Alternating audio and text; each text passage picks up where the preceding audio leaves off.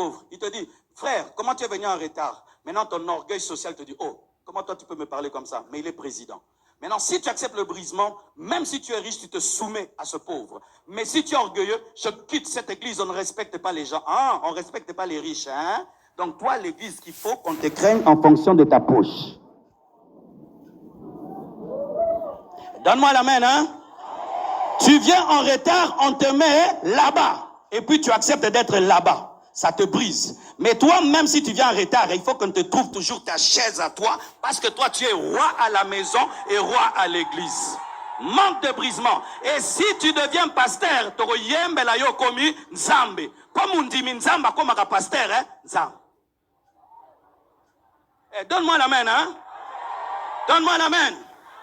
Tu viens à l'église, le protocolaire te reçoit mal et te donne une mauvaise chaise. Si tu es brisé, tu t'assieds. Et quand Dieu va t'élever, tu seras humble. Mais si tu rentres à la maison à cause de la chaise, tu n'es pas brisé. On te suspend, tu restes à l'église et tu viens dans tous les cultes. Pourquoi tu ne viens pas, on m'a suspendu? Non, quand on te suspend, tu viens à l'église, tu t'assieds et tu écoutes. Parce que tu ne viens pas à l'église d'abord pour servir, mais pour être taillé.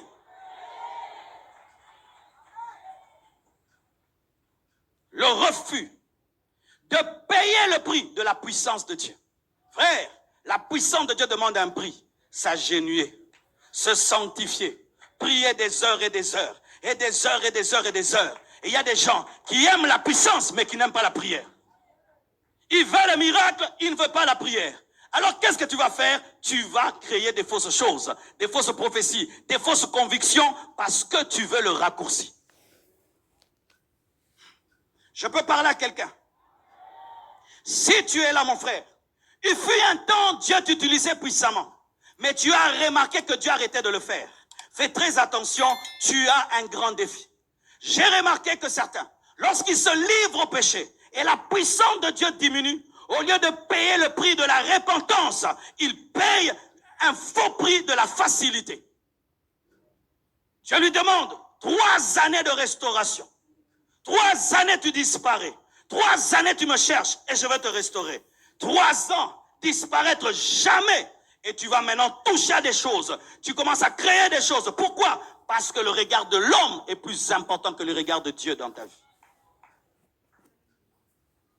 Quand Dieu décide de ne plus trop t'utiliser, respecte sa souveraineté.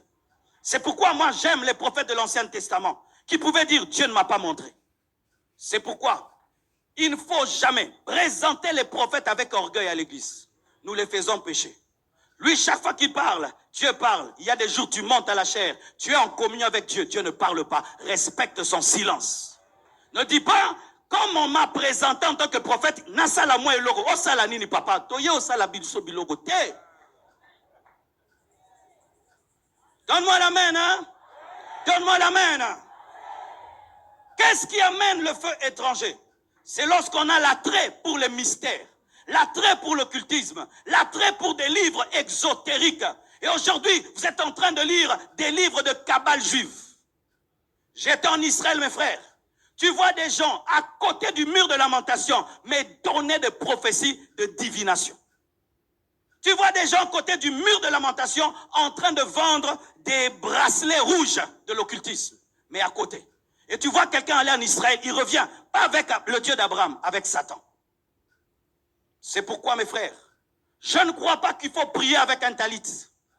Je ne crois pas qu'il faut un tissu d'Israël pour prier.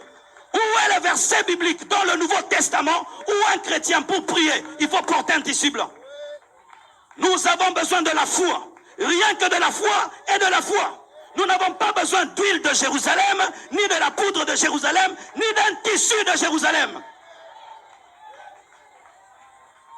Le jour que tu iras en Israël, tu n'as même pas besoin de prier dans le tombeau de Jésus. J'avais étonné les gens. Quand on me montre le tombeau de Jésus qui est vide, j'ai regardé puis je suis parti. Je savais qu'il n'était pas là-bas. Ils attendaient que je puisse pleurer. Oh, il n'est pas dans le tombeau. Je le savais depuis Kinshasa. Ils ont attendu que je fasse des prières pour le ministère. Frère, le tombeau est vide, même dans ma chambre à Kinshasa. Les chrétiens n'ont pas de lieu de pèlerinage. Il n'y a pas de pèlerinage chrétien. Et les chrétiens n'ont pas un saint lieu. Les chrétiens n'ont pas un saint lieu. Israël n'est pas un saint lieu pour nous. Le saint lieu, c'est ton esprit. Le saint lieu, c'est ton esprit. Le saint lieu, c'est ton esprit. Et si tu rêves aller en Israël, c'est seulement pour la connaissance générale. Pas pour aller prier, ni pour te faire baptiser au Jourdain. Kenen Angile. Oh, donne-moi l'amen, hein? Donne-moi l'amen. Nous devons revenir à la parole. Nous devons revenir à la saine doctrine. Vous qui nous avez prêché la saine doctrine, revenez à la saine doctrine. C'est de lire. Comment, quand tu ne sais pas où tu vas prophétiser, tu ne prophétises pas. Mais quand tu sais en avance où tu seras invité, tu prophétises. Parce que tu as le temps d'épulcher. J'ai fait l'étude de certains. Si tu le prends brusquement, va prêcher là, il ne prophétise pas. Mais si tu lui donnes un mois, ce sera grave. Il envoie des gens dans l'église, il se renseigne, et puis il va vous prophétiser. Des choses vraies. Vous savez, quand vous êtes dans des bonnes églises, vous pensez que tout est sain dehors. Restez dans votre bonne église. Il y a des loups qui rôdent. Hein. Il y a des loups qui rôdent. Et vous êtes impressionné que quelqu'un te dise le nom de ta grand-mère. Qu'est-ce que tu as à en faire? Tu es impressionné par le fait que quelqu'un te donne ton nom de famille. Qu'est-ce que j'ai à en faire? Qu'est-ce que j'ai à en faire que tu me dises que je m'appelle Tounasi Assoumani? Prophète, si c'est ça ta prophétie, je te défie, monte un peu. Oh, je te défie, monte un peu. Oh, je chausse du 40, c'est tout. C'est que le Saint-Esprit fait dans ta vie nous montrer les pointures parce que tu es un vendeur de chaussures. Quoi. Vous pensez que Paul prophétisait comme ça, Ézéchiel prophétisait comme ça, Daniel prophétisait comme ça? S'il prophétisait comme ça, est-ce qu'on aurait même des choses à lire dans Ézéchiel? Chaussures, chaussures, chaussures, chaussures, coco, coco, coco, coco.